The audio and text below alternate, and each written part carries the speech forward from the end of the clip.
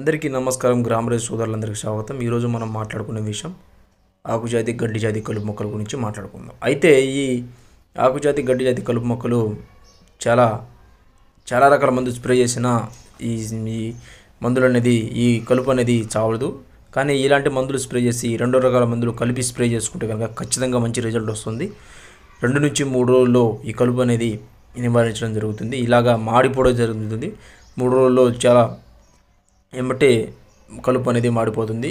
ఏ తోటలో అయినా కానీ, లేకుండా ఈ పంట తోటల్లో ఎలాంటి మిర్చిలో, పత్తిలో ఇలాంటి ఏ తోటలోనే స్ప్రే చేసుకోవచ్చు. అయితే ముఖ్యమైన విషయం ఏంటంటే మొక్కకు తగలకుండా స్ప్రే చేసుకోవాలి. ఇది బత్తాయి తోట కాబట్టి ఇలా పైన మనం ఉన్నంగా స్ప్రే చేసుకుంటున్నాం. అదే చిన్న చిన్న మొక్క తోటలు అయితే పత్తి, అలాగే మిర్చి, అలాగే ఏదైనా కూరగాయ తోటలో స్ప్రే చేసుకుంటే కనుక గరాట పెట్టుకొని స్ప్రే చేసుకోండి. చాలా తక్కువ ధరలో దొరుకుతుంది మార్కెట్లో. అందరికీ నమస్కారం. గ్రామీణ సోదరులందరికీ స్వాగతం. ధన్యవాదాలు.